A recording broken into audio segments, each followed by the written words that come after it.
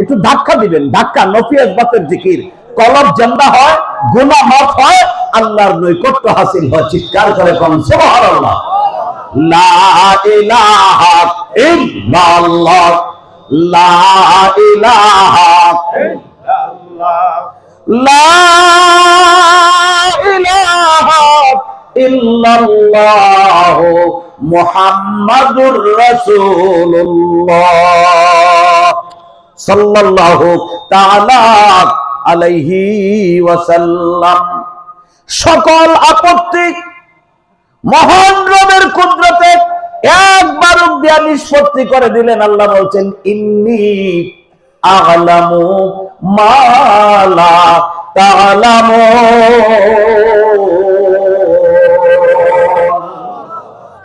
আল্লাহ কয় আমি ইসমে তাফজিলের সিগা দিয়া বলেন ইন্নী আ'লামু, আমি সব চাইতে বেশি জানি। মা লা তা'লামুন, মানুষ সৃষ্টি করলে, খলিফা সৃষ্টি করলে, প্রতিনিধি সৃষ্টি করলে ওরা কি করবে না করবে এই ব্যাপারে আমি আল্লাহ সব চাইতে বেশি জানি।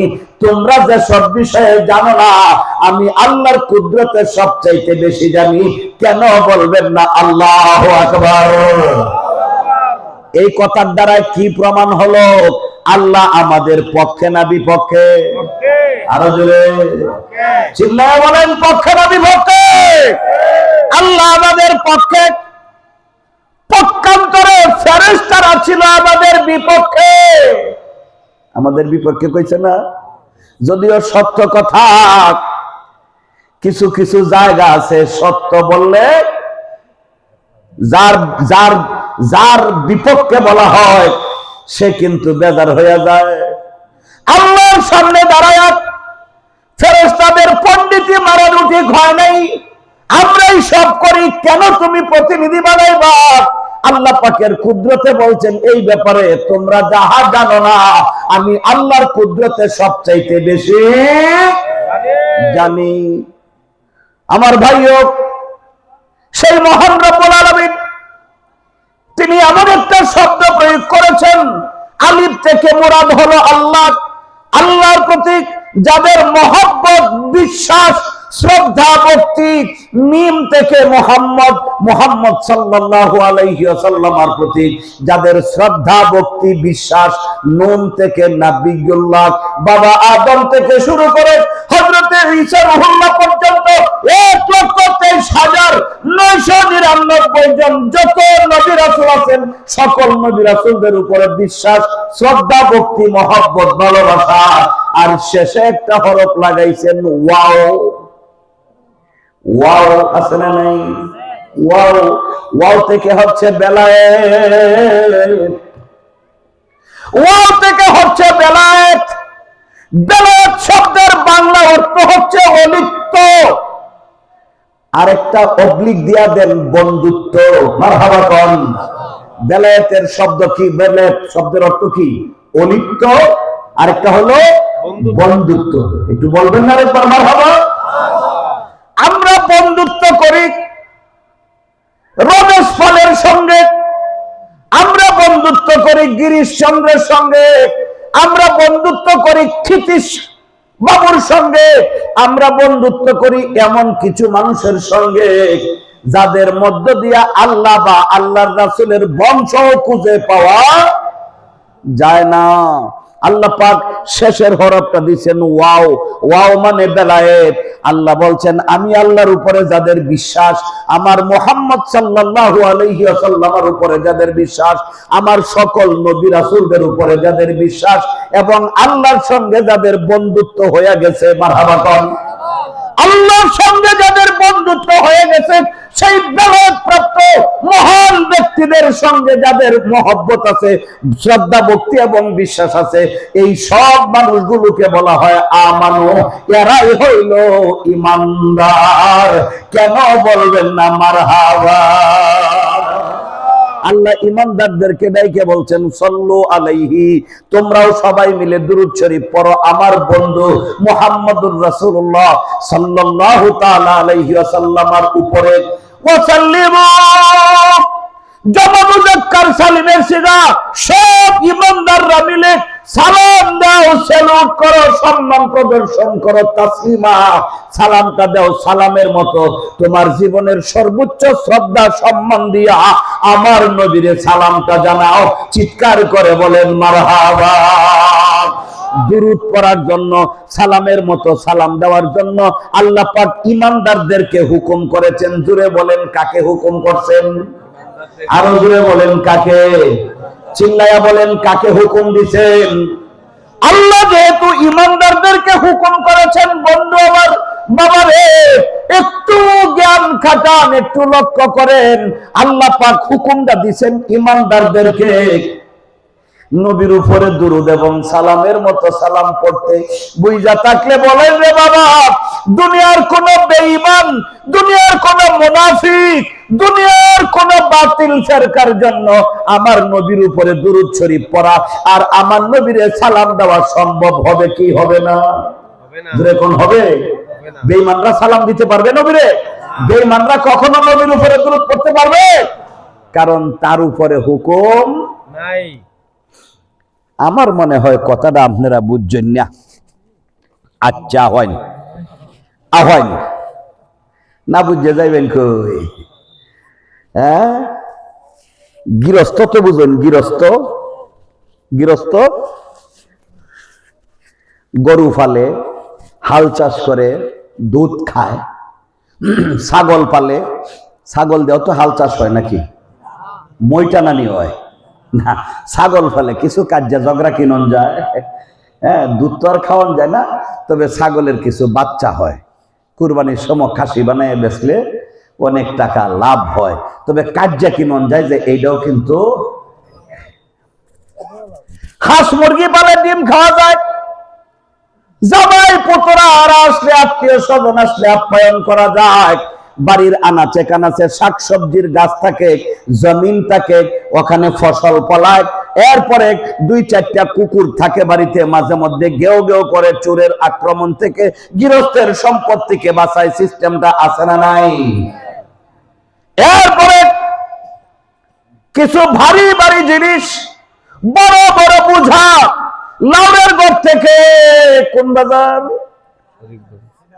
না, আরেকটু দূরা হোক্কা, আরেকটু দূরাবা হোক্কা, তাহিরপুর নি, হ্যাঁ, সুনামগঞ্জ, সুনামগঞ্জ তাহিরপুর, বাদাঘাট, বাদাঘাট নি, হ্যাঁ বাদাঘাট, চিহ্নে লাইছে।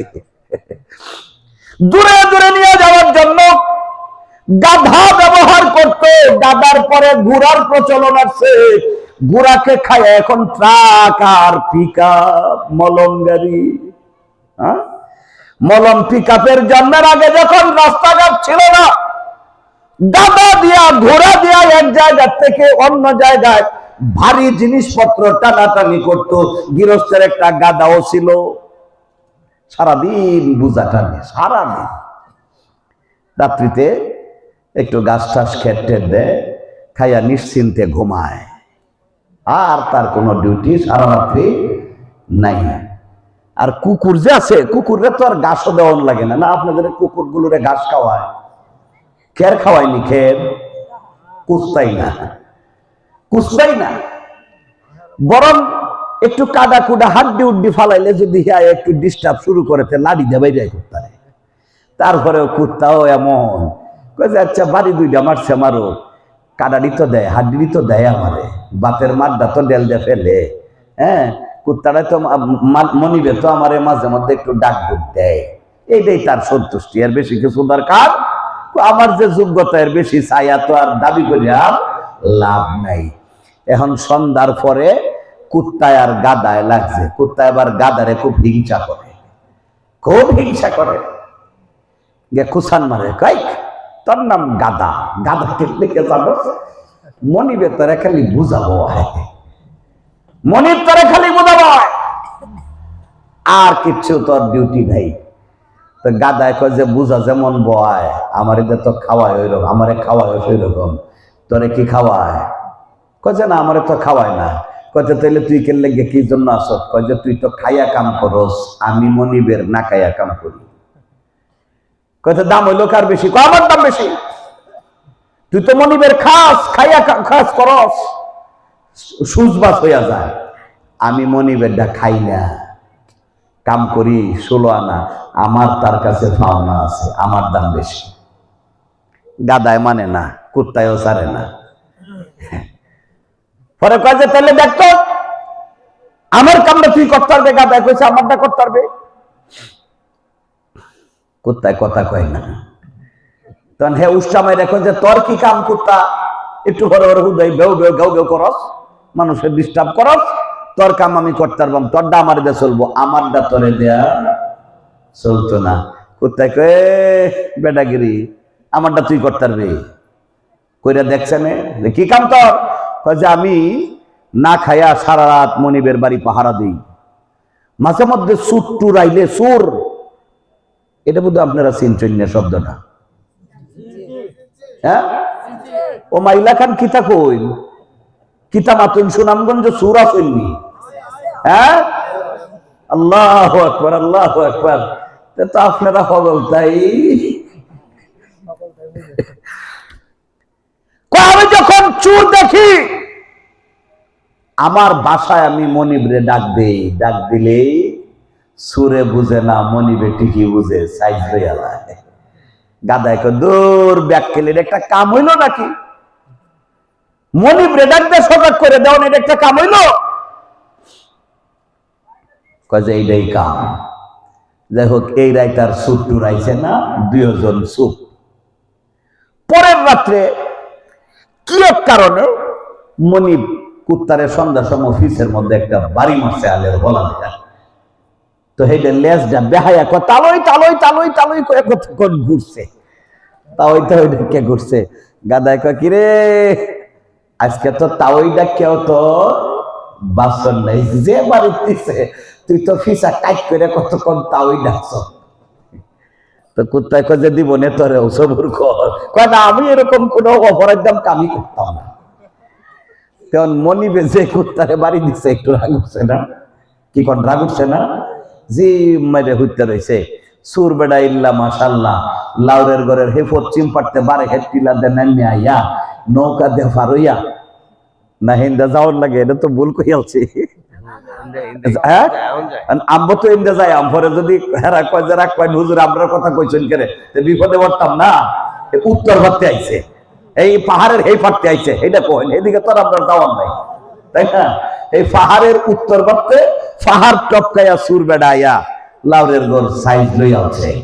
তো সাইজ যাই লইছে, কুত্তা আবার গাদারে উস্কানি দেখো, গাদায় কয় তুই ডাক দিতে না কহ। কুত্তা যখন ডাক দেয় না, আস্তে আস্তে সুর পজিশন লইয়া লেংডি মাইরিয়া একেবারে খাটি সর্ষের তেলটা শরীর লাগাইয়া ভক্তি একটা দিয়া যখন গিয়ে হিনখাদা শুরু করছে আর কি, সাবল দেয়া গোটাইতেছে ভিড়ের মধ্যে, এই দেখিয়া গাদায় মনে করছে যে অহন তো কুত্তায় হারলে ডাক মারবো, ডাক মারলে মনিবে তারে বেশি ভালোবাসি আলবো, কুত্তায় ডাক দেওয়ার আগে আমি কামটা সেরে দিই। গাদায় এমন এক চিৎকার দিছে, গাদার চিৎকার হইল রেশা, ঘোড়ার কি চিৎকার, ঘোড়ার চাইতে আরো 7 গুণ বেশি কর্কশ ভাষার চিৎকার হলো গাদার। গাদায় যখন চিৎকার মারছে, সুরে একটু থমকে গেছে, কিরে এটা আমারে দেখলো টেকলো নাকি, আবার বুহ থুতু দিয়া আর একটা বক্তি দেয়া আবার সুরের কাম সুরে করতেছে। কোথায় কয় যে দেখ বাবা তোর মাত বড়িটা কি করস, আমার কাম তুই করবে। আবার গাদায় চিৎকার মারছে, আবার চিৎকার দিছে, 3 বার চিৎকার দিলে তো গৃহস্থের ঘুম ভেঙে গেছে। এই যে দরজার মাঝখানে যে ডাসাটা ছিল, এইটা লইয়া এক হারামজাদা তোরে সারি বইয়া গাছটি দিয়ে গেছি, আর তুই গাছও খাইবে হুদাই আমার শিক্ষা ফিরতে আমার ঘুমটা নষ্ট করবে। আয়া সাইরে এমন একটা বাড়ি দিছে বাবা, একটা বাড়িতে গাদার মাথাটা 2 ভাগ হয়ে গেছে। চিৎকার করে নাউজুবিল্লাহ আস্তাগফিরুল্লাহ।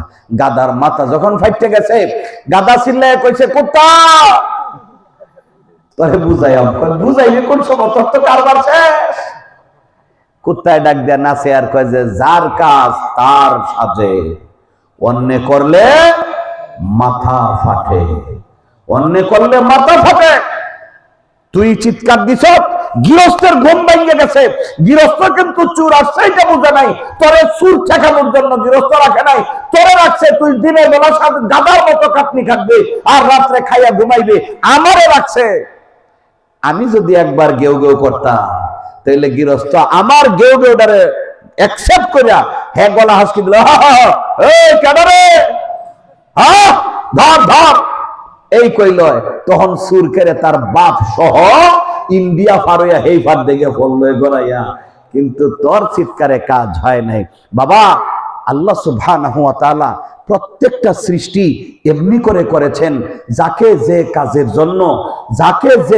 জন্য আল্লাহ পাক কুদরতি চিন্তা চেতনায় তৈরি করেছেন, আল্লাহ পাক যাকে যে কাজের জন্য রিক্রুট করেছেন তাকে দিয়াই আল্লাহ পাক সেই কাজটা ঠিক মতো করান।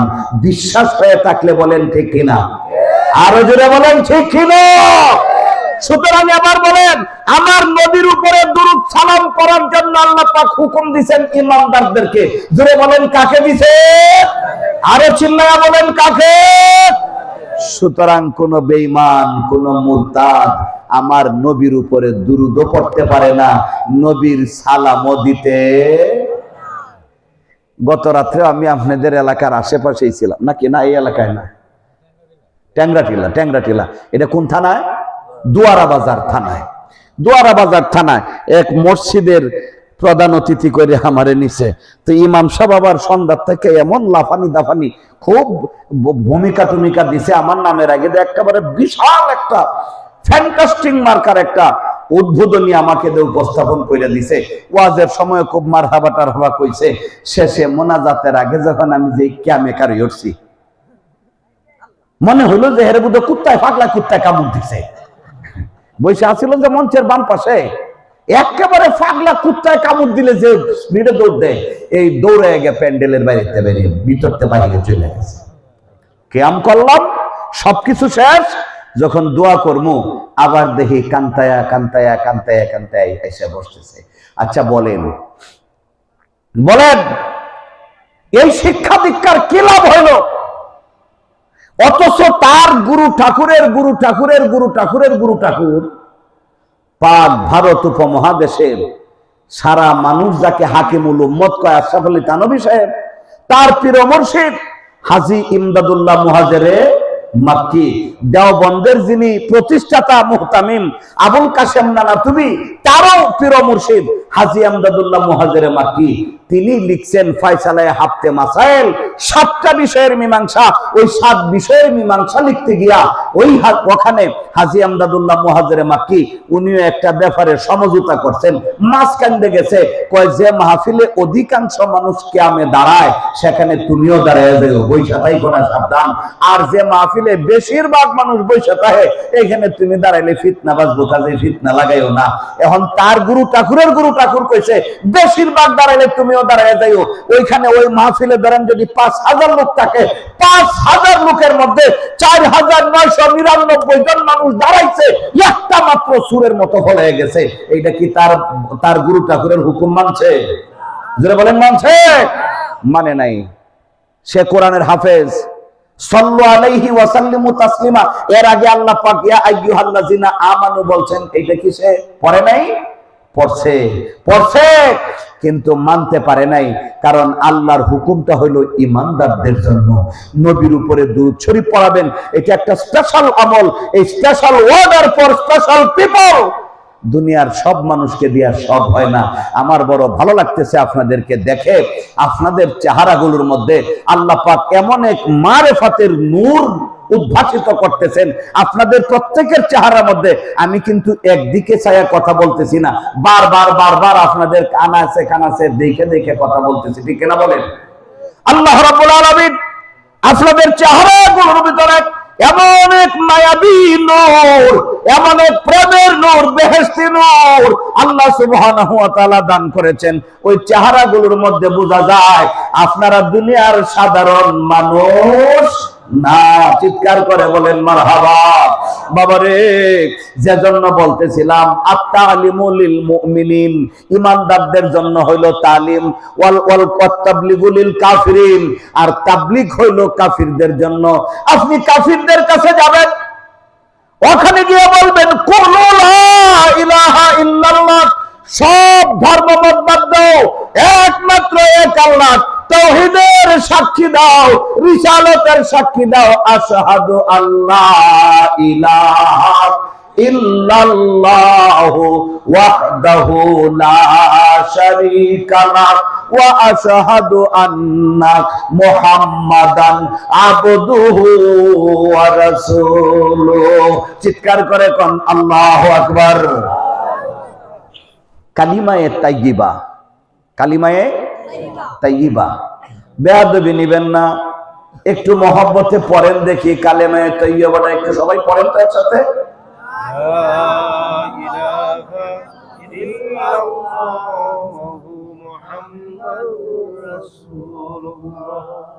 সাল্লাল্লাহু তাআলা আলাইহি ওয়াসাল্লাম।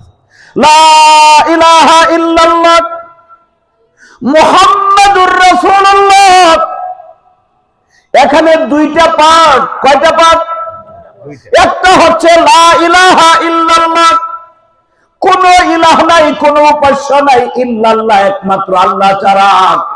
আরেকটা হচ্ছে মুহাম্মাদুর রাসূলুল্লাহ, মুহাম্মদ সাল্লাল্লাহু আলাইহি ওয়াসাল্লাম আল্লাহ পাকের প্রেরিত পুরুষ, আল্লাহ পাকের রাসূল। ওই লা ইলাহা ইল্লাল্লাহ, কোন মাবুদ নাই আল্লাহ ছাড়া, এটা হচ্ছে একত্বের সাক্ষী, এইটাকে বলা হয় তাওহীদ। একত্ববাদ, যারা একত্ববাদে বিশ্বাসী তাদেরকেই বলা হয় মুওয়াহিদবাদী, একত্ববাদে বিশ্বাসী তারা হচ্ছে তাওহীদি। এই তাওহীদি জনতার মধ্যে সর্বপ্রথম তাওহীদবাদী হলো মিস্টার ইবলিস। সে ছিল মুআল্লিমুল মালায়েকা, ফেরেশতাদের উস্তাদ। সে ছিল আবেদ, আল্লাহর কুদরতের জবানে তার লকব ছিল ইবাদতকারী। সে ছিল তাওহীদের একজন। তাওহীদি বলতে যে কথাটা বুঝি আমরা, তাওহীদের প্রথম জনতা, তাওহীদি জনতার প্রথম জন ছিলেন ওই মিস্টার ইবলিস। এরপরে আসেন মুহাম্মাদুর রাসূলুল্লাহ, এটা হচ্ছে রিসালাতের সাক্ষী। আশহাদু আল্লাহ ইলাহা ইল্লাল্লাহু ওয়াহদাহু লা শারীকা লাহু ওয়া আশহাদু আন্না মুহাম্মাদান আবদুহু ওয়া রাসূলুহু।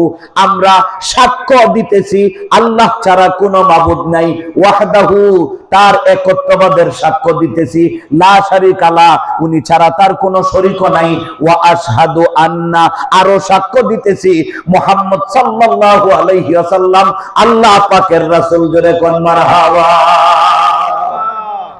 আমার ভাইও বাবাজিরা, সুতরাং শুধু তাওহীদি জনতা বললে এইটা একটা চরম থেকে চরমতর বেয়াদবি একটা শব্দ। শুধু তাওহীদি বললে ইবলিসও ওইটার মধ্যে আছে। বাংলাদেশের ওই কুষ্টিয়ার বড় জমিদার কবি গুরু রবীন্দ্রনাথ ঠাকুর, উনিও মুওয়াহিদবাদী ছিলেন, একত্ববাদে বিশ্বাসী ছিলেন। উনিও তাওহীদি জনতার একজন। বাবা, তাওহীদি হইলেই মুমিন হওয়া যায় না। তাওহীদি হলে মুমিন হওয়া যায় না। মুমিন হওয়ার জন্য আজকের যে সমাবেশ, আজকের যে উরুসে আউলিয়া সমাবেশ, বুঝতে হবে। একটু সময় আমি আপনাদেরকে ঘুরাইয়া গাড়াইয়া নিয়ে আসলাম ব্রেনটা সার্ভ করার জন্য। খুতবা একখানা আয়াতে কারিমা তিলাওয়াত করেছি। মহান রব্বুল আলামিন কালামে পাকে বলেছেন, কি বলছেন? আল্লাহ সুবহানাহু ওয়া তাআলা বলছেন, আলা বিযিকরিল্লাহি তাতমাইন্নুল কুলুব। আমার আল্লাহ বলেন হুঁশিয়ার, সাবধান। হরফে তানবিহ দিয়ে বলেন হুঁশিয়ার, সাবধান। বিযিকরিল্লাহি, একমাত্র আমি আল্লাহর জিকিরের দ্বারা তাতমাইন্নুল কুলুব, কলবের বহু বচন কুলুব। তোমাদের সব মানুষ যারা আছো, সব মানুষের কলব সমূহ একমাত্র আমি আল্লাহর জিকিরের দ্বারা প্রশান্তি লাভ করে। চিৎকার করে বলেন মারহাবা। কলব প্রশান্তি লাভ করে কি দিয়া? জিকির দিয়া। আরো জোরে বলেন কি দিয়া? আল্লাহর জিকির দিয়া কলব প্রশান্তি লাভ করে। সাহাবায়ে কেরাম রিদওয়ানুল্লাহি তাআলা আলাইহিম আজমাইন আল্লাহর নবীর সামনে চিৎকার করতে লাগলেন, ইয়া রাসূলুল্লাহ, ইয়া হাবিবাল্লাহ, মাল কুলুব। নবী গো, কলব কি জিনিস এইটা তো আমরা চিনি না। কলব কি জানি না? ক্বালান নাবিয়্যু, আল্লাহর হাবিব সাল্লাল্লাহু আলাইহি ওয়াসাল্লাম বললেন, আলা ইন্না ফিল জাসাদি মুদগা, হুঁশিয়ার, সাবধান, জেনে রেখো, নিশ্চয় মানব দেহের ভিতরে এক টুকরা গোশত আছে, ইজা সালাহাত, যখন গোশতের টুকরাটা পবিত্র থাকে, ভালো থাকে, সালাহাল জাসাদু কুল্লুহু, ওই মানুষটার সারা শরীর, পুরা অঙ্গ প্রত্যঙ্গ তার পবিত্র থাকে। ওয়াইজা ফাসাদাত, আর যখন ওই কলবটা অপবিত্র হয়ে যায়, ফাসাদাল জাসাদু কুল্লুহু, তার গোটা মানব দেহটাই অপবিত্র হয়ে যায়। আল্লাহর রাসূল আবার হরফে তামবি, এক হাদিসের মতনের ভিতরে দুইবার হরফে তামবি ব্যবহার করেছেন। আবার বলেছেন, আলা, হুঁশিয়ার, সাবধান, জেনে রেখো, ওয়াহিয়াল কালব, ওই গোশতের টুকরাটার নাম হচ্ছে লতিফায়ে কলব। চিৎকার করে বলেন মারহাবা। সুবহানাল্লাহ, আলহামদুলিল্লাহ, লা ইলাহা ইল্লাল্লাহ, জোরে জোরে, সুবহানাল্লাহ, আলহামদুলিল্লাহ, লা ইলাহা ইল্লাল্লাহ, আরেকটু জোরে, সুবহানাল্লাহ, আলহামদুলিল্লাহ, লা ইলাহা ইল্লাল্লাহ, লা ইলাহা ইল্লাল্লাহ, জোরে, লা ইলাহা ইল্লাল্লাহ, জোরে, লা ইলাহা ইল্লাল্লাহ, ও লা ইলাহা ইল্লাল্লাহ। আশিকরা খেলে প্রেমের খেলা, ফাসিকরা দেয় তাতে কত জ্বালা, আশিকরা বলেন মরে যাব, আশিকরা মরে যাব, তবু ছাড়ব না ইল্লাল্লাহ, লা ইলাহা ইল্লাল্লাহ, জোরে, লা ইলাহা, আচ্ছা, জোরে, লা ইলাহা ইল্লাল্লাহ, জোরে জোরে, ও লা ইলাহা ইল্লাল্লাহ, লা ইলাহা ইল্লাল্লাহ, লা ইলাহা ইল্লাল্লাহ, মুহাম্মাদুর রাসূলুল্লাহ সাল্লাল্লাহু তাআলা আলাইহি ওয়াসাল্লাম। বাবারা রে, তাহলে কি বুঝলাম? আমার নবীজি বলছেন দেহের ভিতরে এক টুকরা গোশত আছে, এই গোশতের টুকরাই হলো সব। এখন ওই দেহের ভিতরে টুকরার নাম, গোশতের টুকরার নাম কলব। বাংলাদেশের একদল লোক আছে আন্তর্জাতিক ক্ষতি সম্পন্ন, আন্তর্জাতিক ক্ষতি সম্পন্ন, খ্যাতি না, আন্তর্জাতিক ক্ষতি সম্পন্ন। এই লোকগুলোর দ্বারা শুধু আমার বাংলাদেশের না, বরং সারা বিশ্বের ইমানদারদের ক্ষতি সাধিত হইতেছে। এই জন্য এগুলোরে আমি নাম দিছি আন্তর্জাতিক ক্ষতি সম্পন্ন। ওই এক ক্ষতি সম্পন্ন মিথ্যাবাদীরে মানুষ জিজ্ঞেস করছে, কই হুজুর, আপনি তো ভার্সিটির মাল, আপনারে বানাইতে তো আল্লাহর নাকি 14 বছর সময় লাগছে, এখন আপনি বলেন কলবটা কই? কলবটা কই? হ্যাঁ, কয় যে কলব হইলো মাথার চান্দির মধ্যে। কয় কলব হইলো মাথার চান্দির মধ্যে। কত বড় বেয়াকুফ হইলে পরে এই চিন্তা চেতনা মানুষকে শিখাইতে পারে, ভুল মন্তব্য মানুষকে শিখাইতে পারে। কয় কলবটা হইল চান্দির মধ্যে, অথচ আল্লাহ সুবহানাহু ওয়া তাআলা এই কানার ঘরের কানা জীবনেও কোরআন শরীফের ভিতরে কখনো নজর দিয়া দেখছে না। এর শিক্ষা দেওয়ার জন্য 1450 বছর আগে আল্লাহ পাক কলবের বর্ণনা দিয়ে বলেছেন, লা তা'মাল আবসার ওয়ালাকিন তা'মাল কুলুবুল্লাতী ফিস সুদূর। আল্লাহু আকবার, আল্লাহু আকবার। আল্লাহ বলেন চিন্তা করার কোনো কারণ নেই, ওরা তো এরকম উল্টা পাল্টা বলবে। তোমরা এদেরকে কানা দেখো, অন্ধ দেখো, যাই দেখো, এদের ওই যে চক্ষু, ওই চক্ষু অন্ধ হয় নাই, ওয়ালাকিন তামাল কুলুবুল্লাতী ফিস সুদূর, বরং বুকের ভিতরে আমি আল্লাহ যে কলব দিয়ে রেখেছি, ওই কলবের যে চক্ষু আছে, কলবের চক্ষুগুলো, এই কলবের চক্ষুগুলো এদের অন্ধ হয়ে গেছে। কলবের চক্ষু অন্ধ হয়ে যাওয়ার কারণে কোনটা আসল, কোনটা হক আর কোনটা বেহক এইটা বুঝে না, কোনটা সাদা কোনটা কালো এইটা এরা দেখতে পারে না। এই জন্যই তো বাবা আত-তালিমুল লিল মুমিনিন, মুমিনদের জন্য তালিম। কিসের তালিম? আমার জিন্দা আমার মুর্শিদের সাকালাইন, আমার হায়াতুল মুর্শিদ, আমার দিন দুনিয়ার কুহিনুর, আমার ইহ পরজনমের দরদি বান্ধব, তিনি বলেছেন, হে জগৎবাসী, বুকের বাম দিকে চামড়া, গোশত, হাড্ডি, এর ভিতরে 70,000 বেদের পর্দা আছে।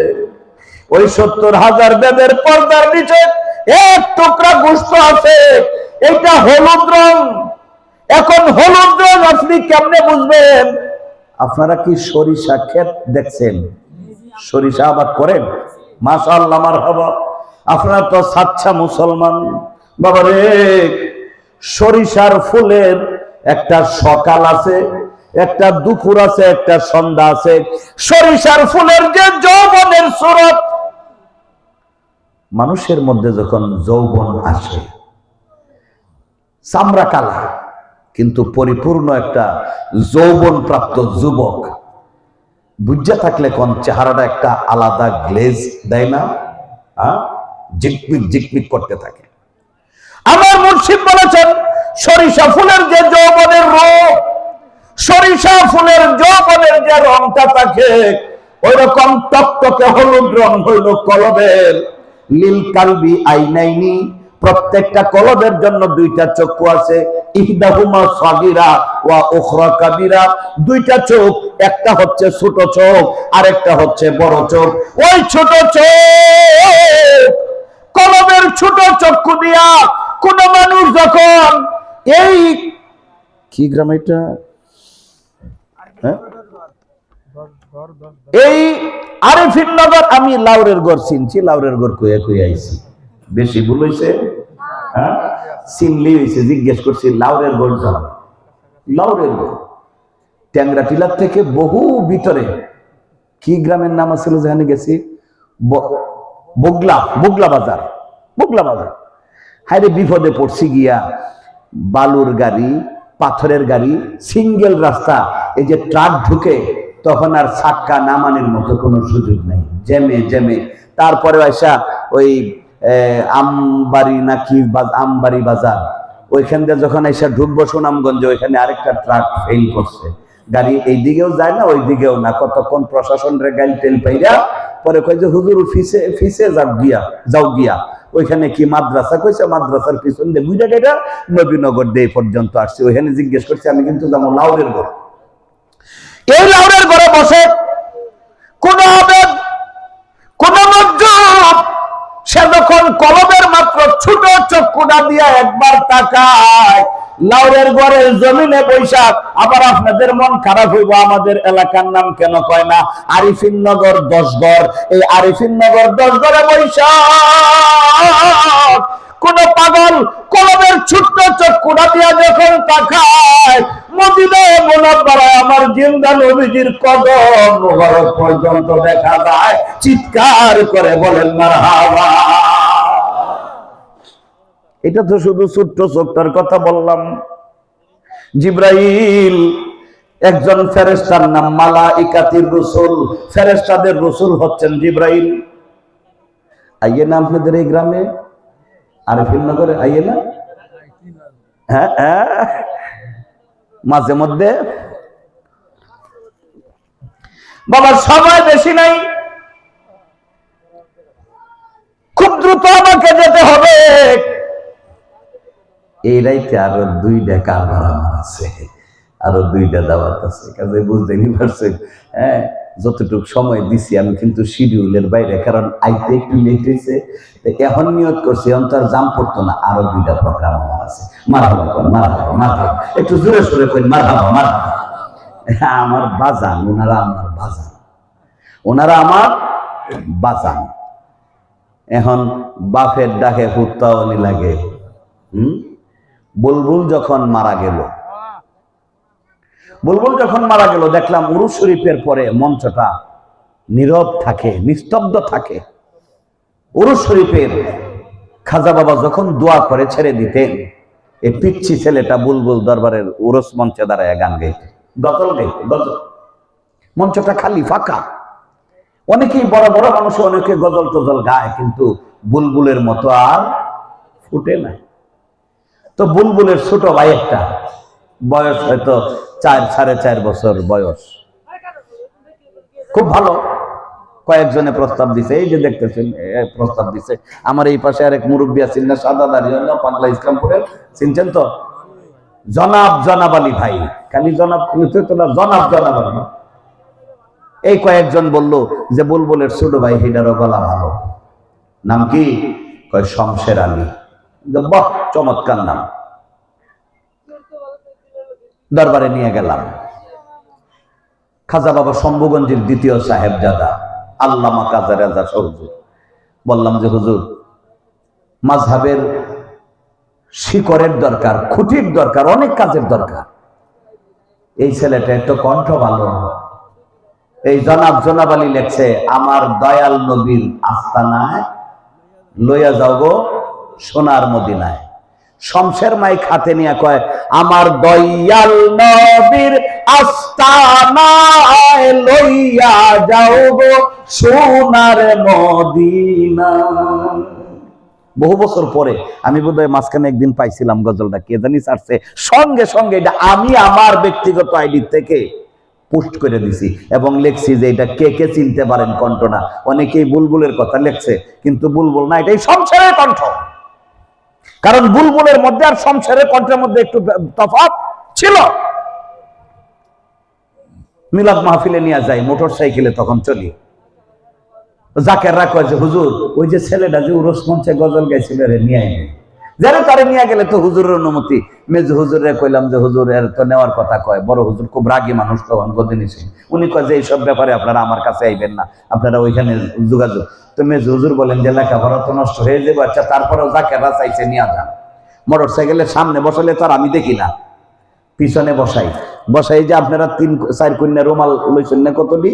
এই যে নজদি রুমালও আছে, হ্যাঁ, সৌদি রুমালও আছে। লালডি হইলো নজদি রুমাল আর সাদাডি হইলো সৌদি রুমাল।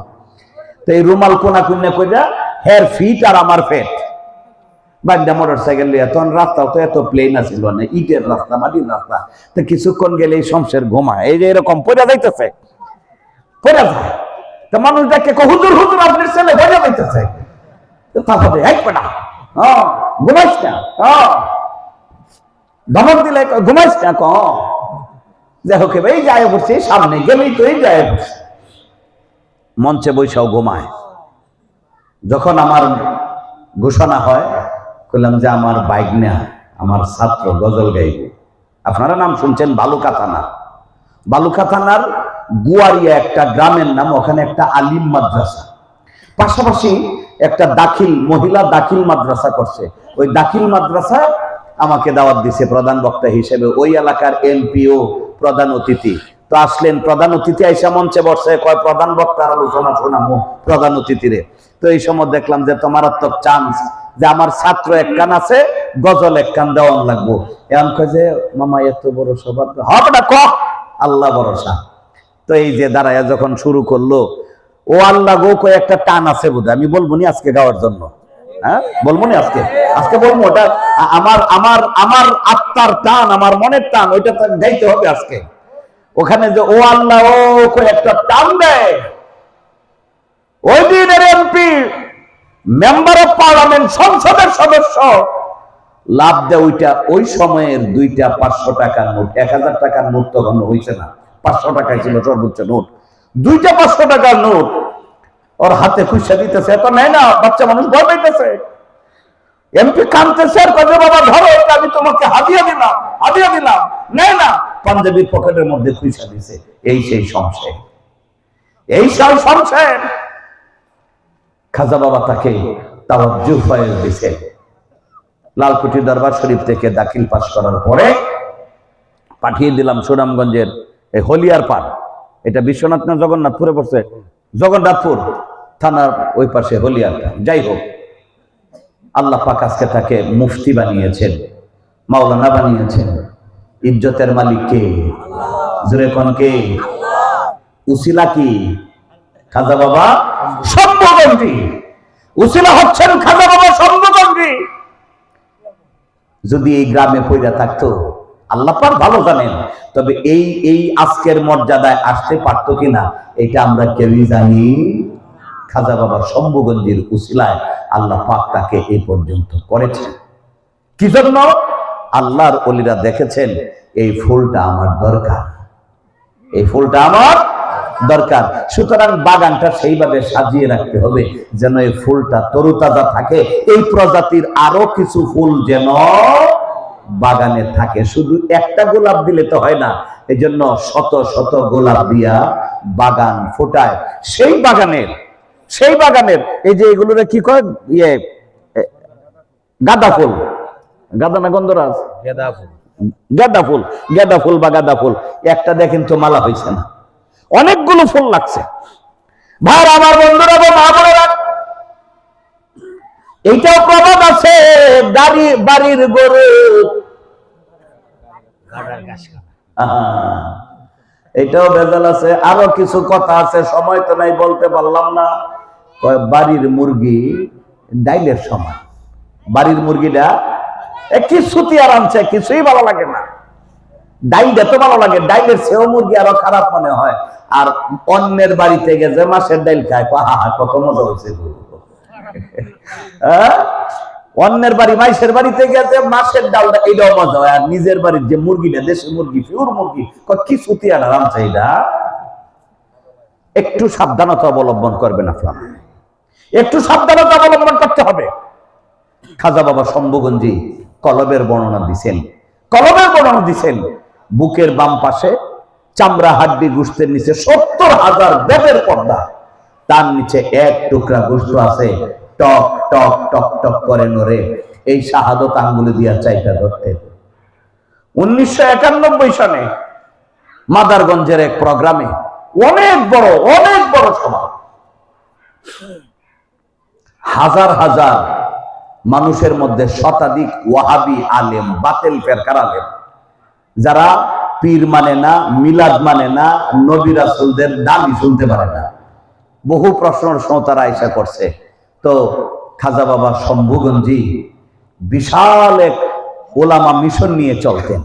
উনি বলতেন যে আলেমরা হচ্ছে দরবারের মিলিটারি ছাড়া যেমন দেশ টিকে না, আলেম ছাড়া কোন পীর দরবার টিকতে পারে না।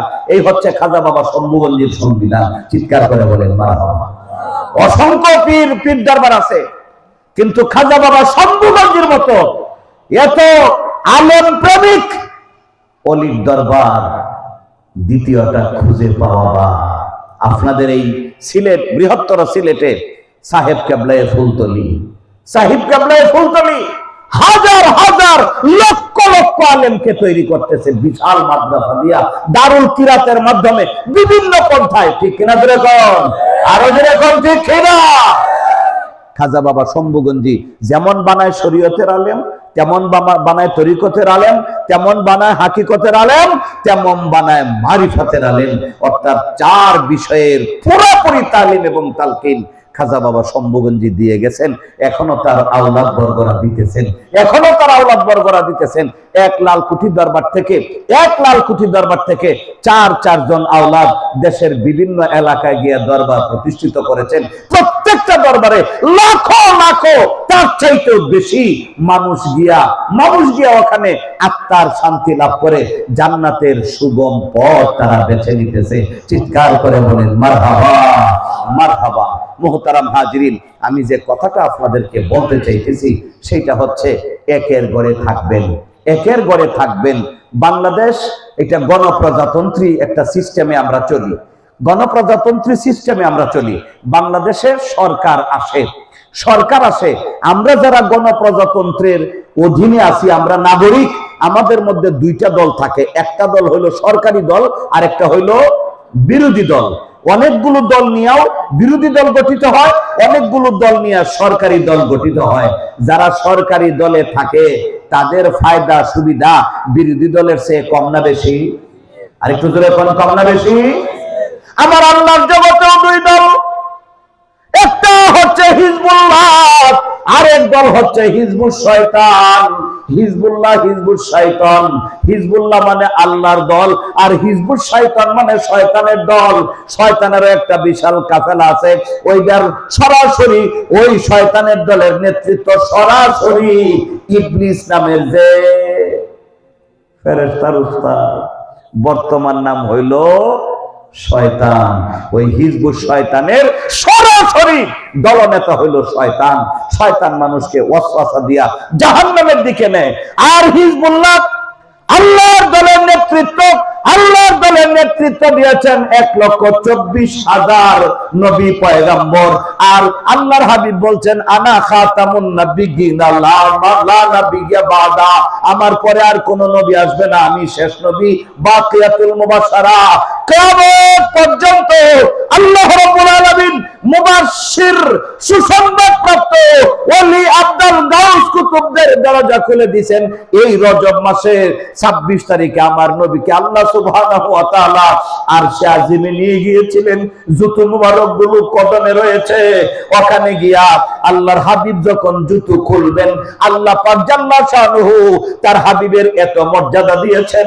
আরশে আজিম বলতেছে ইয়া রাব্বুল আলামিন, তোমার হাবিব যেন জুতো সহ আমি আরশের বুকের উপরে কদম রাখে।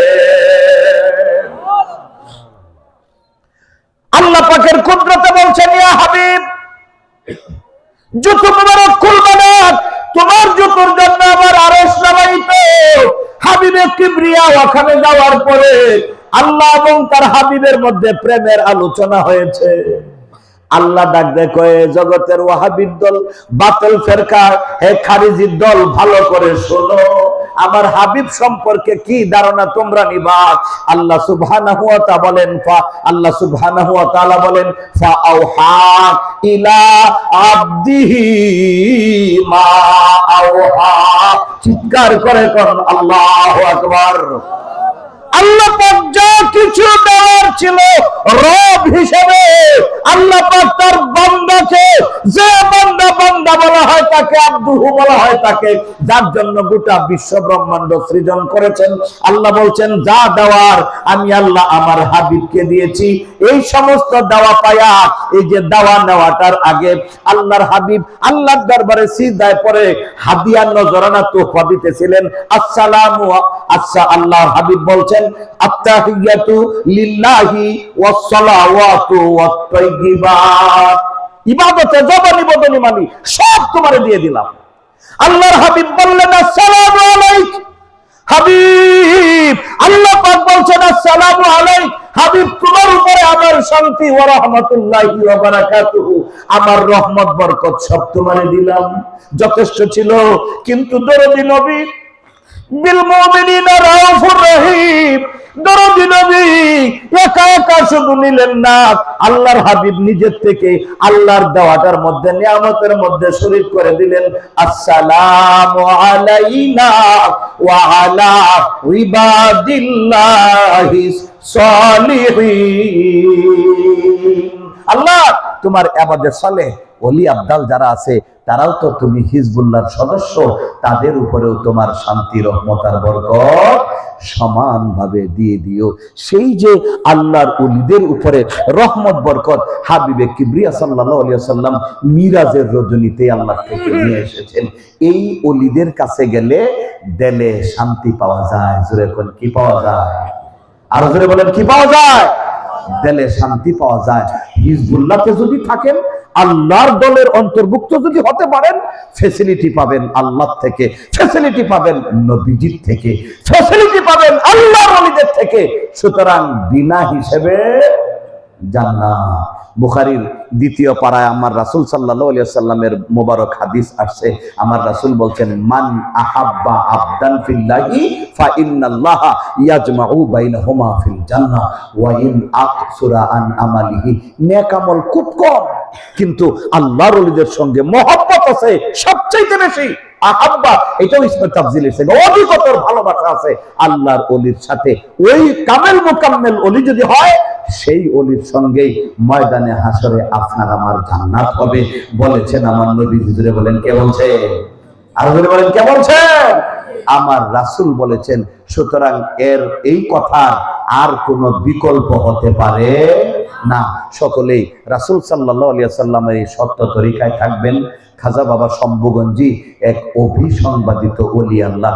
তিনি যেমন ছিলেন শরীয়তের, তেমন ছিলেন তরিকতের। তিনি বলছেন ইসলাম ইজ নট অনলি শরীয়ত এন্ড অনলি মারিফাত, but Islam is combination of শরীয়ত, তরিকত, হাকিকত এন্ড মারিফাত। কেন তিনি এই কথা বললেন যে ইসলাম শুধু শরীয়তের নাম না, ইসলাম শুধু তরিকতের নাম না, বরং শরীয়ত, তরিকত, হাকিকত ও মারিফাতের সমন্বয় হলো পূর্ণাঙ্গ ইসলাম। যেদিন তিনি কোরআনুল কারিমে পড়েছেন, আল্লাহ পাক বলছেন ইয়া আইয়ুহাল্লাযীনা আমানু দুখুলু ফিস-সিলমি কাফা। কাফাতান বলা হয় পরিপূর্ণতাকে। আল্লাহ ডাক দিবেন পরিপূর্ণভাবে ইসলামে প্রবিষ্ট হও। এই পরিপূর্ণ ইসলামের ধারক বাহক হিসেবে আল্লাহ পাক 360 জন ওলিদেরকে আমাদের কাছে পাঠিয়েছেন। বাবা শাহজালাল মুজাররাদ ইয়ামিনী, বাবা শাহজালাল মুজাররাদ ইয়ামিনী, ওনার আগে বোধহয় সিলেটের সব মানুষ মুসলমান, একেবারে ইমানদার ছিল না। এই বাবা শাহজালাল মুজাররাদ ইয়ামিনী, তিনি এই গৌর গোবিন্দকে নস্যাৎ করে ইসলামের পতাকা যখন উড্ডীয়মান করলেন, যত বিদুর মিয়া ছিল, যত মুশরিক ছিল, পত্তলিক ছিল, সব কয় যে এই বেড়াই তো সেটিয়া 80 মন 100 মন ওজনের পাথর গুলো যে বেটা আঙ্গুলের ইশারায় ধমক দেয়া সিলহত কইয়া উল্টা মারাইয়া দিছে। এই বেটাই তো হলো হেডামওয়ালা। আজকে কোথাকার ফটকার ফটকা মৌলবি কয় যে পীর সাহেবের বাপেরও ক্ষমতা নাই সন্তান দেওয়ার। আরে ব্যাককেলা হাম্মক হারামজাদা, পীর সাহেব দিবে কেন? পীর সাহেব দিবে কেন? দিবেন কে? জোরে কোন কে? উসিলা কে? উসিলা হলেন পীর সাহেব। পীর সাহেবের বাপেও দিতে পারতো না সন্তান, এজন্য পীর সাহেবের কাছে চাওয়ান যেত না, শিরক বিল্লাহ হয়ে যাইব। গত রাত্রেও আল্লাহর ঘর মসজিদে দেওয়ার জন্য ওই যে কি গ্রাম কইছে, কোন এলাকায় ছিলাম গত রাত্রে? ট্যাংরাটিলা পশ্চিম পাড়া। ট্যাংরাটিলার পশ্চিম পাড়া আল্লাহর ঘর মসজিদে দেওয়ার জন্য আল্লাহর বান্দাদের কাছে চাইতে চাইতে ফেনা তুলিয়াছে। প্রথম চাইছি আচ্ছা 5000 করে দেখবা, পরে 2-3 জন খারুই অর্জন করে 10,000 দিলা। তো মাশাআল্লাহ এক পাগল পাইছি হইলা দিছে 2000, আচ্ছা দিয়ে মানছি। পরে কয় যে হুজুর 1 মণ চাউল দিলাম, আচ্ছা মানছি। পরে আয়া কয় যে 1 লিটার 5 লিটারের একটা তেলের বোতলও দিলাম। জজবা ঢুকে গেছে না?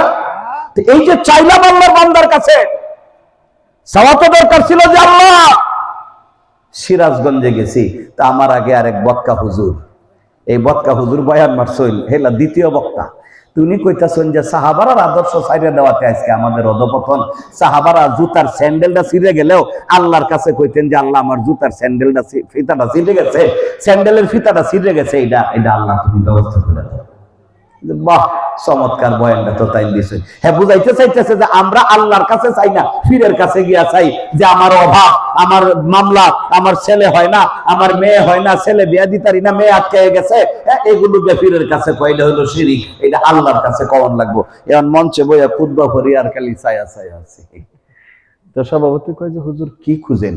আমি যে খুঁজতেছি আল্লাহর এনে দেখান যায় কোন হেল দেয়া, কারণ আমার তো গলা শুকাইছে, একটু পানি খাওয়ান লাগে, একটু আল্লাহরে ছাড়া তো পানি চাওয়ান যাইতো না।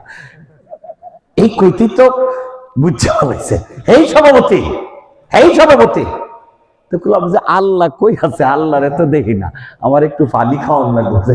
কয় না হুজুর দিতেছি তো। ছাত্র খাবেন কিসের? ছাত্ররে কইবেন পানি আনতে? ছাত্রের কাছে পানি চাইলে তো শিরিক বিল্লাহ হইব। পানি দেওয়ার মালিক কে? জোরে কোন কে? আমি আল্লাহর কাছে চাই, আমি ছাত্রের কাছে কেন? আহাম্মক কোথাকার এইসব অপব্যাখ্যা দিয়া আমাদের ইমান গুলোকে নস্যাৎ করে দিতেছে। এই জন্য অন্তত কমন সেন্সের, শুধু কমন বাদ দিলে শুধু সেন্স, স্বাভাবিক যে জ্ঞান, শুধু জ্ঞানটাও যদি থাকে, এখনো সময় আছে। কোরআন হাদিসের অনুযায়ী আমাদেরকে আল্লাহওয়ালাদের সঙ্গী হতে হবে। কার সঙ্গী? আল্লাহওয়ালা। আল্লাহ নিজেই বলছেন ইয়া আইয়ুহাল্লাযীনা আমানুত্তাকুল্লাহ ওয়া কুনু মা'আস সাদিকিন। এই ইমানদারেরা, ভয় করো আমি আল্লাহকে, আর সাদেকিন সত্যবাদী বান্দাদের সঙ্গী হইয়া যাও। আচ্ছা, আমি আপনাদের থেকে একটা প্রতিশ্রুতি নেই, একটা স্বীকৃতি নেই। এই যে শমশের আলী, মুফতি মাওলানা শমশের আলী, সব বাদ দিলাম, মুফতি মাওলানা সব বাদ, শুধু শমশের আলী হিসেবে আপনারা চিনতেছেন তাকে। শমশের আলী কি এলাকায় কোনো মানুষদের সাথে সিটারি বাটপারি করে? শমশের আলী কোন মানুষের টাকা পয়সা মারিয়া খায়? শমশের আলী কোন মানুষকে 7 আর 2 এ 19 বুঝাইছে কোনদিন? সুতরাং এই শমশের আলী, আল্লাহ পাক তো বলছেন কুনু মা'আস সাদিকিন, কুনু মা'আস সাদিকিন। এত কোটিপতির সন্তানও না, লাখপতির সন্তানও না, গরিব মানুষের সন্তান। আর রাসূল বলছেন কাদ আল ফাকরু আইয়াকুনাল কুফর। মানুষ যখন বেশি গরিব হয়ে যায়, কুফরির দিকে দাবিত হয়ে যায়। গরিব মানুষের সন্তান, তার স্বভাব হইতো ধনী ধনী মানুষদের কাছ থেকে সলসা তৈরি করে কিছু খাওয়া দাওয়া করে। আর দেখবেন ভালো মানুষগুলো, ভালো মানুষ যারা ভালো মানুষ, এরা কিন্তু খুব নীরবে নিস্তব্ধে নিজের আত্মীয় স্বজনদের মধ্যে পড়ে থাকে। আর যারা খারাপ মানুষ, এরা আত্মীয় স্বজনের কাছে নিজের বাড়ি ঘরে চাচা জেঠা দাদা খালু মামু এদের কাছে থাকতে পারে না, দূর দূর করে তাড়াই দেয়। ওরাই কিন্তু দূর দূরান্তে গিয়া সেনাপতির ফাট ধরে। তো আমি আপনাদেরকে শেষ যে কথাটা বলতে চাই, খাজা বাবা শম্ভুগঞ্জি বেলায়েতের মহান সাধক, তার কোনো বিকল্প নাই। আমরা তার গোলামি করেছি, একটু ভুল করছে, সে আমার নামের পরিচিতিটা দিছে, এটা ভুল হয়েছে, এজন্য ছাত্র হিসেবে আমি তাকে সামনেই বলার সাহস রাখি। লেখছে খলিফা খাজাইনে রহমত দরবার শরীফ জামালপুর। আমি খাজাইনে রহমত দরবার শরীফের খলিফা না। 1991 সনে ওই যে কথাটা তুলছিলাম, পরে অন্য দিকে গেছি। এমন বয়ান করলেন মেজু হুজুর পাক, সকল ওলামায়ে কেরামের পরে মেজু হুজুর পাকের বয়ান। মেজু হুজুর পাকের বয়ানের পরেও খাজা বাবা শম্ভুগঞ্জি তিনি যখন মঞ্চে সভাপতির আসনে গিয়ে বসতেন, তখন বলতেন মাওলানা আওজাদ আলী সাহেব কি ওয়াইজ করছে? মাওলানা আওজাদ আলী বলতেন, মাওলানা ওয়াজেদ আলী সাহেব, উনি বাংলা ভারতের বিখ্যাত একজন উকিল কণ্ঠী বক্তা ছিলেন। ওনার সুরে একেবারে কঠিন হৃদয় বিগলিত হয়ে যেত। আব্বা হুজুর জিজ্ঞেস করতেন মাওলানা ওয়াজেদ আলী সাহেব কি ওয়াজ করছে? তা আমরা বলতাম জি আব্বা উনি ওয়াজ করছেন। তো বলতেন যে আবার ওনাকে ওয়াজে দাও, আবার ওয়াজে দাও, দ্বিতীয়বার আবার ওয়াজ করতে হইতো। কিন্তু এই দিন খাজা বাবা কারো কথা জিজ্ঞেস করলেন না, গিয়া দেখলেন অনেক ওয়াহাবি আলেম। উনি দাঁড়ায় এমন বক্তব্য শুরু করলেন, আল্লাহু আকবার, 70-এর ঊর্ধ্ব যার বয়স, বৈশা থাকলেও আমরা ধরে রাখতাম। আর উনি দাঁড়ায় এমন জ্বালাময় বক্তব্য শুরু করলেন, সব ওয়াহাবিদের কান খাড়া হয়ে গেছে।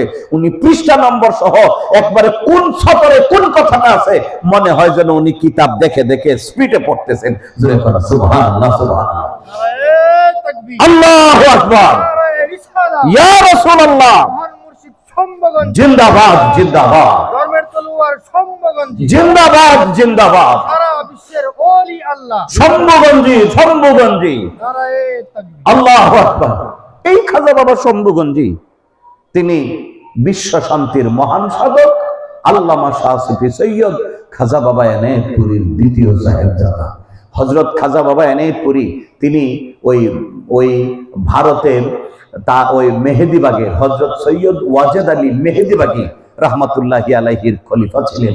সৈয়দ ওয়াজেদ আলী মেহেদিবাগী উনিও আওলাদে রাসূল, জোরে বলেন সুবহানাল্লাহ, সুবহানাল্লাহ। তো ওই সৈয়দ ওয়াজেদ আলী মেহেদিবাগী রহমতুল্লাহ আলাইহির দরবারে খাজা পীর এনায়েতপুরী তার প্রথম ছেলে সন্তান জন্ম নিছে বাংলাদেশের সিরাজগঞ্জ মহকুমা এনায়েতপুর গ্রামে। উনি নাম আনার জন্য তার পীরের দরবারে গেছেন মেহেদিবাগে, গিয়ে বললেন যে হুজুর সেলসেলার গোলাম জন্ম নিছে, নামের জন্য আসছি। হযরত সৈয়দ ওয়াজেদ আলী মেহেদিবাগী রাহমাতুল্লাহি আলাইহি তিনি বললেন আয় সালে লোক, ও এনায়েতপুরী খাজা ইউনূস অপেক্ষা করো। তিনি ওযু করলেন, 2 রাকাত নামাজ আদায় করলেন, এরপরে বললেন বাবা তাড়াতাড়ি কাগজে কলমে লিখিয়া রাখো, এই সন্তানের পরে আল্লাহ পাক তোমাকে আরেকজন সন্তান দান করবে, ওই সন্তান তিনি হবেন ধর্মের তলোয়ার। ওই সময় আমি যদি না থাকি, তার নামটা এখনই আমি দিয়ে যাইতেছি, লেখা রাখো, তার নাম রাখবা খাজা সাইফুদ্দিন। এখন যে সন্তান হয়েছে তার নাম দিলাম খাজা হাসিমউদ্দিন। চিৎকার করে বলেন মারহাবা। মায়ের পেটে আসার আগে রাসূলের আওলাদ হযরত সৈয়দ ওয়াজেদ আলী মেহেদী ভাঙ্গি হুজুর পাক যার নামকরণ লিখে গিয়ে দিয়েছিলেন, তিনি হচ্ছেন ধর্মের তলোয়ার। অসংখ্য কিতাব লিখেছেন খাজা বাবা। তিনি একটা বই লিখেছেন, কিতাব লিখেছেন আহলে বায়েত ও শহীদে কারবালা। আহলে বায়েত ও শহীদে কারবালা। ওই কিতাবের যে প্রচ্ছদ, মলাটের উপরে একটা ছবি দিছেন তলোয়ার। তলোয়ারটা একটু বাঁকা, ধরার একটা হাতল আছে, এই হাতলের এখানে একটা বাটাম আছে, আর এই তলোয়ার থেকে টাটকা রক্তের ফুটা টপ টপ করে পড়তেছে। এই তরবারিটা তিনি দিলেন বইয়ের মলাটের উপরে ছবি, প্রচ্ছদ বলা হয়। চিৎকার করে বলেন মারহাবা। তদানীন্তন বাংলাদেশের রাজধানী ঢাকা জাতীয় বিশ্ববিদ্যালয়ের ঢাকার সবচেয়ে বড় বড় শিক্ষিত যে লোকগুলো ছিলেন, পণ্ডিতরা ছিলেন, তাদের অন্যতম বড় বড় কবি সাহিত্যিক ডক্টর আশরাফ সিদ্দিকী সাহেব, ডক্টর দীন মোহাম্মদ কাজী, ডক্টর সৈয়দ আলী আহসান, ঢাকা বিশ্ববিদ্যালয়ের তিনি অধ্যাপক ছিলেন। এরকম বড় বড় উচ্চবর্গের শিক্ষিতরা, আমার উস্তাদ ডক্টর আল্লামা হাফেজ এম এ জলিল হাফিজ রাহিমাহুল্লাহ, এই সমস্ত বড় বড় লোকগুলো ছিলেন। এই যেদিন কিতাবের মোড়ক উন্মোচিত করা হলো, জি এম এ হামিদ খাজা বাবার একজন আশেক প্রেমিক পাগল ছিলেন, সাংবাদিকদের মহাসচিব জি এম হামিদ সাহেব, উনি প্রস্তুত করলেন ওই সেমিনারটা। ওখানে সমস্ত শিক্ষিত মানুষগুলো এসে খাজা বাবা শম্ভুগঞ্জিকে, আমার মুর্শিদকে স্বর্ণের তরবারি বানাইয়া দিলেন। যে তরবারিটা তিনি বইয়ের মলটের মধ্যে, প্রচ্ছদের মধ্যে দিছেন, হুবহু ওই তরবারিটা স্বর্ণ দিয়া বানাইয়া আমার খাজা বাবা শম্ভুগঞ্জের কাছে এসে বললেন, আপনার যে লেখনী লিখেছেন আপনি। তারা বক্তব্য দিলেন যে মনে হয় খাজা শম্ভুগঞ্জের পীর সাহেব উনি কারবালার প্রান্তরে সশরীরে উপস্থিত ছিলেন, আর উপস্থিত থেকে দেখেছেন এই শিবর, এই ইয়াজিদ, এদের চরিত্র কি ছিল তিনি নিজে দাঁড়িয়ে দাঁড়িয়ে দেখেছেন, এবং এইটাই তিনি তার লিখনির মাধ্যমে ফুটিয়ে তুলেছেন। তা না হলে পৃথিবীর কোন মানুষের পক্ষে এভাবে কারবালার বিশদ বিস্তারিত ফুটানো সম্ভব না। কয় হুজুর, আপনার লিখনির কাছে আমাদের এই ক্ষুদ্র উপহার কিছুই না, আমরা আপনার পছন্দ অনুযায়ী প্রচ্ছদটাই আপনাকে হাদিয়া নজরানা দিলাম। এরকম ভাবে ৮ বার আমার মুর্শিদ খাজা বাবা শম্ভুগঞ্জি তিনি ৮ বার স্বর্ণ পদকে ভূষিত হয়েছিলেন। সেই মহান ওলি আল্লাহর ২২শে পৌষ মহাপবিত্র শুভ জন্মদিন আপনারা পালন করতেছেন। আল্লাহ সুবহানাহু ওয়া তাআলা বলেছেন, ওয়াসালামুন আলাইহি ইয়াউমা বুলিদা ওয়া ইয়াউমা ইয়ামুতু ওয়া ইয়াউমা ইউবাসু হাইয়া। আল্লাহ বলছেন, শান্তি তো সেই দিন যেদিন আমার বান্দা দুনিয়াতে জন্মগ্রহণ করে, ওয়া ইয়াউমা ইয়ামুতু, যেদিন সে ইন্তেকাল গ্রহণ করে, ওয়া ইয়াউমা ইউবাসু হাইয়া, এবং আলমে বারজাখ কবর থেকে যেদিন আমরা দলে দলে হাসরের ময়দানে উঠতে থাকবো। আল্লাহ হবেন মালিক ইয়াউমিদ্দিন, আল্লাহ সেই প্রতিদান দিবসের মালিক। আর আপনার আমার হায়াতুন নবী, আপনার আমার নূরের নবী, তিনি হবেন সেই প্রতিদান দিবসের মহান বাদশাহ।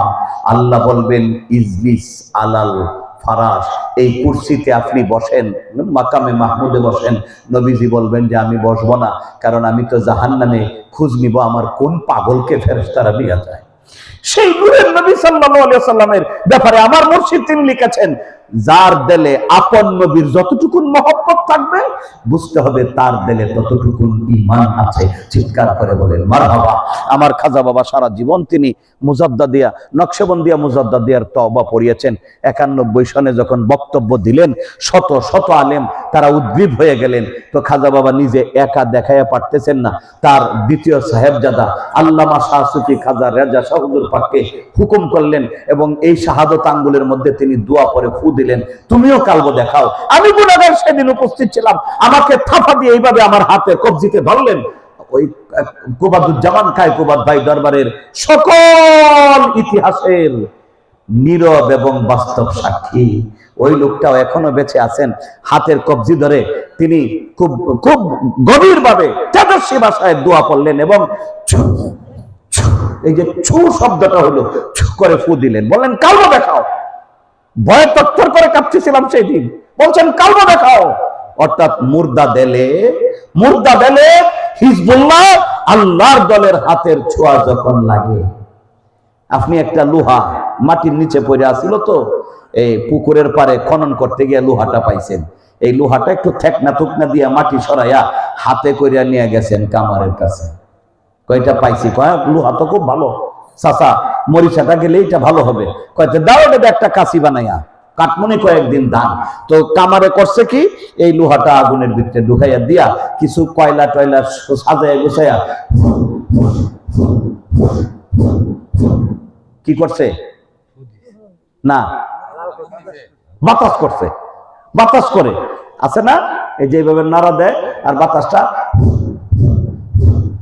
ওই বাতাসের ফুডা বাতাসটাই আমরা ফু দিতেছি, ওই বাতাসটা আগুনের ভিতরে গিয়ে ঢোকার পরে এই 5-7 মিনিট পরে, আগে তো হাত দিয়া লোহাটা দিছিল, 5 মিনিট পরে কিন্তু আর এই লোহা কামারে হাত দিয়া ধরে না। কি দিয়া ধরে? সিমড়া কাঠি দিয়া। বুঝা থাকলে বলেন কেন সে সিমড়া কাঠি দিয়া ধরে? তার হাত তো ঠিকই আছে। হ্যাঁ, আগুনেতে লোহা দিলে লোহা আগুন হয় যেমন, পীরের দেলে দেল মিশাইলে দেল হইয়া যায় রৌশন। লোহা আগুনে দিলে কিছুক্ষণ পরে এই লোহা থাকে না, তার ভিতরে আগুনের গুণ ঢুইকা যায়। আগে লোহাটা কাগজে দিলে পড়ে নাই, এখন লোহাটা কাঠের মধ্যে ধরলে ওই কাঠের মধ্যেও পুরা শুরু হয়ে যায়। আল্লাহর ওলিদের সহবতে যারা থাকে, আল্লাহর ওলির এই শাহাদত আঙ্গুলের ছোঁয়া যদি মুর্দা কলবেও লাগানো হয়, সঙ্গে সঙ্গে ওই দেলের ভিতরে আল্লাহ আল্লাহ আল্লাহ আল্লাহ আল্লাহ ইসমে জাতের জিকির জারি হয়ে যায়। চিৎকার করে বলেন মারহাবা।